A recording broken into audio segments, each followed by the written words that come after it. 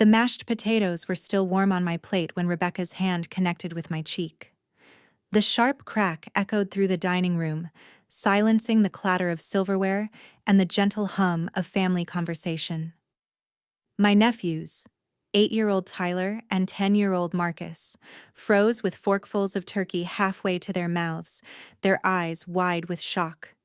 "Get out of my house!" Rebecca screamed, her face flushed crimson with rage. "I don't want to see your face ever again." According to YouTube analytics, 99.3% of viewers are not subscribed. That's a huge number. By subscribing the channel that is completely free, you'll help support the channel and never miss fresh content. Before I could even process what had happened, she grabbed my shoulders and shoved me toward the front door. I stumbled backward, my mind reeling from the suddenness of her attack. The other family members, Mom, Dad, Uncle Jerry, Aunt Linda, sat frozen in their chairs, mouths agape. "Rebecca, what are you—" I started to say, but she cut me off. "Don't you dare speak to me. After what you did to Kevin, you have some nerve showing up here." She yanked open the front door and gave me another violent push. "Get out!" I found myself standing on the porch in the November cold, my coat still hanging in the hallway closet. The door slammed so hard behind me that the decorative wreath Mom had hung earlier that week fell to the ground with a soft thud. Standing there in the bitter wind, my cheek still stinging from her slap, I felt a familiar knot of anger and hurt twist in my stomach. But this time, something was different. This time, I had something Rebecca didn't know about. 3 months ago, when Rebecca and her husband Kevin were going through their messy divorce, she had begged me to help her keep the house. Kevin was threatening to force a sale to split the assets, and Rebecca was desperate to maintain stability for the boys. She couldn't qualify for a mortgage on her teacher's salary alone.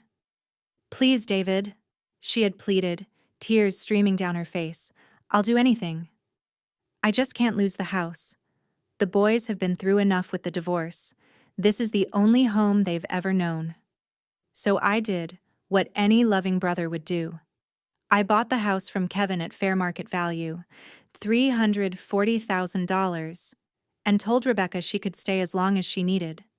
The deed was in my name, but I assured her it was temporary, just until she got back on her feet financially. We had a handshake agreement that she would eventually buy it back from me when she was ready. What I didn't tell her was that I had legally protected myself. My lawyer had drawn up a rental agreement that Rebecca had signed without reading carefully, assuming it was just a formality. Technically, she was my tenant, paying me $1,200 a month in rent, money I had been quietly depositing into a savings account for her and the boys' future.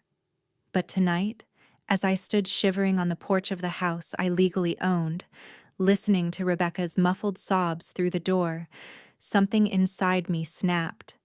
This wasn't the first time Rebecca had treated me like garbage. For years, she had taken my help for granted, criticized every aspect of my life, and made family gatherings miserable with her constant drama. The final straw had come 2 weeks ago when I discovered why she was so angry. Kevin had told her that I had stolen the house from under him, spinning some elaborate lie about how I had manipulated the situation to screw him over in the divorce. Rebecca, always ready to think the worst of me, had believed every word without even asking for my side of the story. I pulled out my phone and called an Uber, my fingers numb from the cold. As I waited, I made another call, to my lawyer, Marcus Chen. "David? It's Thanksgiving." "What's wrong?" Marcus answered, clearly concerned. "I need you to prepare a formal eviction notice," I said, my voice steady despite the fury coursing through my veins. 30 days, as required by law. "For the property on Maple Street?" "David, are you sure? That's your sister's place." "It's my place," I corrected. "And she just assaulted me and threw me out of my own house. I want her gone." There was a long pause. Marcus had handled the purchase and knew all the details of the arrangement. "Okay," he said finally. "I'll have the papers ready by Monday." But David, think about this over the weekend. This is going to cause some serious family drama. The drama started when she decided to believe her ex-husband's lies instead of trusting her own brother, I replied. I'm done being her personal ATM and punching bag. The Uber arrived, and as we pulled away from the house, I saw Rebecca peeking through the living room curtains. For a moment, I almost felt guilty.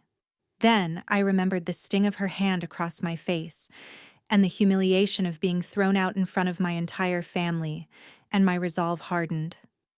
Over the weekend, I didn't answer any of the 17 calls from my parents, or the dozens of text messages from various family members demanding to know what really happened and begging me to work things out with Rebecca. I spent the time researching rental properties in less desirable neighborhoods, the kind of places Rebecca would be able to afford on her teacher's salary. Monday morning, I met Marcus at his office. The eviction notice was perfectly legal and airtight. Rebecca had violated the terms of her lease by assaulting me, and I had every right to terminate our agreement. Marcus hand-delivered the papers himself that afternoon. The phone calls started immediately. "David, what the hell is this?"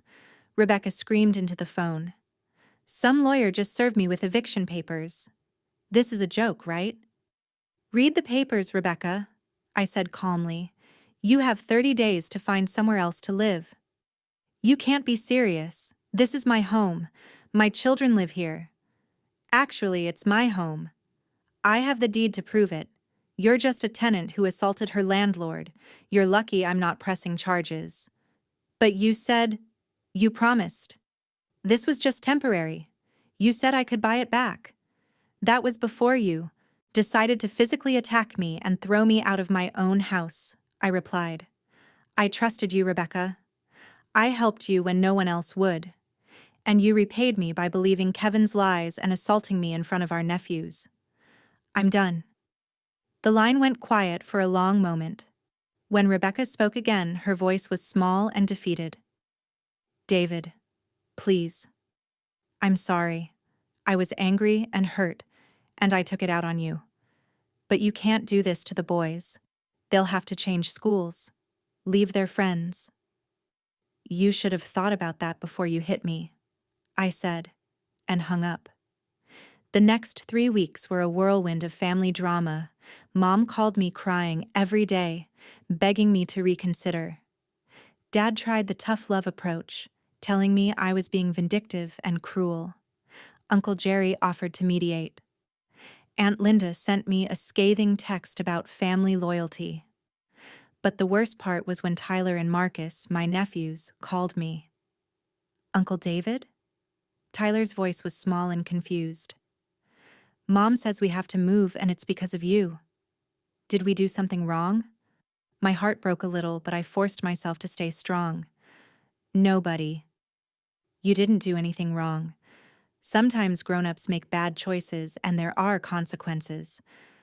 But why can't we stay in our house? Mom's been crying all the time, and Marcus is being mean to everyone." I closed my eyes, feeling the weight of what I was doing. But then I remembered Rebecca's face, twisted with rage as she struck me. I remembered years of being taken for granted, criticized, and treated like a second-class family member. "Sometimes people have to move to new places," I told Tyler gently. "It'll be okay. Your mom will find you a nice new home." 2 days before the eviction deadline, Rebecca made one final attempt to change my mind. She showed up at my apartment with the boys in tow, her eyes red and swollen from crying. "David, please," she said, her voice hoarse. "I've looked everywhere. I can't find anywhere decent that I can afford, not in this market. The boys will have to leave their school, their friends, everything they know. I'm begging you. I'll do whatever you want. I'll pay you more rent. I'll sign whatever papers you need. I'll apologize to the whole family. Just please don't make us homeless." Looking at my nephews, standing behind their mother with confusion and fear written all over their young faces, I felt my resolve waver for a moment. They were innocent in all of this. They didn't deserve to pay for their mother's actions. But then I noticed something that made my blood run cold. There was a fresh bruise on Tyler's arm, finger-shaped marks that looked suspiciously like grip marks. When he saw me looking, he quickly pulled down his sleeve.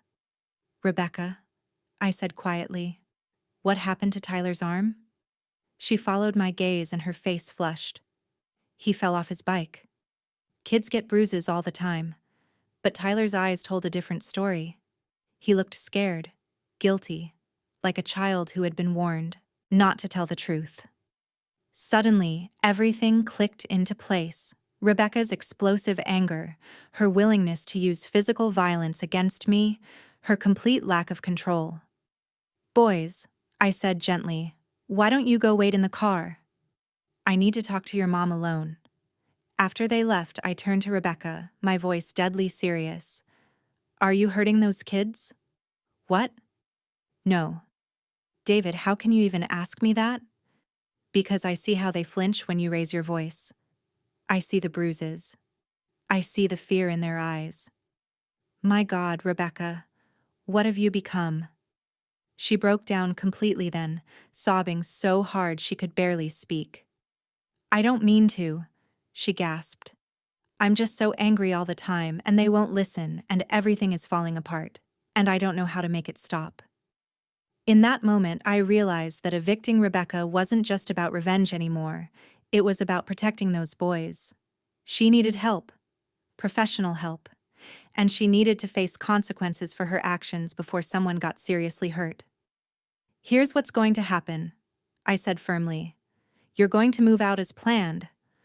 I'm going to report the suspected child abuse to social services, and if you want any chance of keeping custody of your sons, you're going to get into therapy and anger management immediately. You can't take my children away from me. I'm not taking them away. But I won't stand by and watch you hurt them the way you hurt me. They deserve better than that." The eviction proceeded as scheduled. Rebecca and the boys moved into a small apartment across town. Social services did investigate, and while they didn't remove the children from her care, they required Rebecca to attend weekly therapy sessions and parenting classes. She was also required to allow supervised visitations between me and the boys. The family was torn apart by the whole ordeal. Half of them sided with Rebecca, viewing me as the villain who had destroyed a mother and her children over a moment of anger. The other half, once they learned the full truth about what had really happened and why I had bought the house in the first place, supported my decision. 6 months later, I received an unexpected visitor. Rebecca stood on my doorstep, looking healthier than I had seen her in years. Her hair was clean and styled, her clothes neat, and most importantly, there was a calmness in her eyes that had been missing for a long time. "Can I come in?" she asked quietly. I hesitated for a moment, then stepped aside to let her pass. "I wanted to thank you," she said once we were seated in my living room. "Thank me?" "For forcing me to face what I had become. The therapy, the classes, they've helped me see how out of control I was, how I was hurting everyone around me, especially my own children." She paused, her voice thick with emotion. "I was turning into Mom, David. Remember how she used to hit us when Dad was away? How we used to hide in your room when she got angry?" I did remember. It was one of the reasons I had been so determined to help Rebecca keep the house in the first place. I didn't want my nephews to experience the instability and fear that had marked our own childhood. "I hit Tyler that day," she continued, tears flowing freely now. "Right before the Thanksgiving dinner. He spilled juice on his school project, and I just snapped, grabbed him hard enough to leave marks. Then I took all that rage and guilt and turned it on you when you walked in the door, because it was easier to blame you than to face what I was becoming." We sat in silence for a long moment. Finally, I spoke. "How are the boys?" "Better. They're in counseling too. Tyler's arm healed fine. No lasting damage, thank God. Marcus is struggling more with the divorce and the move, but he's starting to open up in therapy. They ask about you all the time. I miss them, I admitted. Would you, would you like to see them? I know the supervised visits haven't been great, but maybe we could try something less formal? Maybe dinner? I looked at my sister, really looked at her, for the first time in months. The anger that had sustained me through the eviction process, the family drama, the guilt and self-doubt, was still there. But it was smaller now, overwhelmed by something else. Hope. I'd like that, I said. 3 months later, Rebecca signed the lease on a rent-to-own agreement for a small but comfortable house in a good school district. I had quietly co-signed the loan and put down the deposit, but this time she was the primary borrower. She was building her own credit, her own stability, her own future. The house on Maple Street still sat empty. I had listed it for sale twice, but withdrawn it both times. I wasn't ready to let go of it yet, though I wasn't sure why. The answer came to me the following Thanksgiving, when our whole extended family gathered at my parents' house for the first time since the incident. Rebecca and I were civil but careful with each other, both of us walking on eggshells. The boys were happy to see me, but there was still a distance there that would take time to bridge. After dinner, as we were all getting ready to leave, Tyler approached me shyly. "Uncle David," he said, "Mom says you might sell our old house." "I might," I said carefully. "Why?" "I just wanted to say thank you for making us move." I was taken aback. "Thank me?" "Tyler, I know it was hard for you and Marcus." "Yeah, but Mom's different now, better. She doesn't yell as much, and she never hits us anymore, and our new house is nice too. Marcus says you helped Mom get it." Out of the mouths of babes, this 8-year-old had understood something that had taken me months to figure out. Sometimes the most loving thing you can do for someone is to refuse to enable their destructive behavior, even when it hurts everyone involved. 2 weeks later, I called Marcus Chen and told him to take the Maple Street house off the market permanently. Then I called a different kind of professional, a contractor. By spring, the house had been renovated into a duplex. I moved into one side, and the other side became a transitional housing unit for families escaping domestic violence situations. The irony wasn't lost on me. The house where I had been assaulted and thrown out became a refuge for other people fleeing violence in their own homes. It felt like the right kind of justice, not revenge, but redemption. Rebecca and I will probably never be as close as we once were. Too much has happened. Too much trust has been broken and rebuilt in different forms. But we're family, and we're learning to be family in a healthier way than we ever knew growing up. The boys come over every other weekend now, and we've established new traditions. We cook together, play board games, and talk about their lives and dreams. I'm teaching them that love isn't about never saying no or never enforcing consequences. Sometimes love means protecting people from their own worst impulses, even when they hate you for it. On quiet evenings, when I'm sitting in my kitchen looking out at the duplex's shared backyard, I sometimes think about that Thanksgiving night. The slap still echoes in my memory, but it no longer stings. Instead, it reminds me that sometimes the worst thing that happens to you can become the catalyst for the best thing you ever do. Rebecca hit me, pushed me out, and told me to get out of her house. She was right about one thing: it was time for me to get out. But what she didn't understand then, and what I'm still learning now, is that sometimes getting out of a toxic situation isn't about running away. Sometimes it's about creating the space necessary for everyone to heal and grow.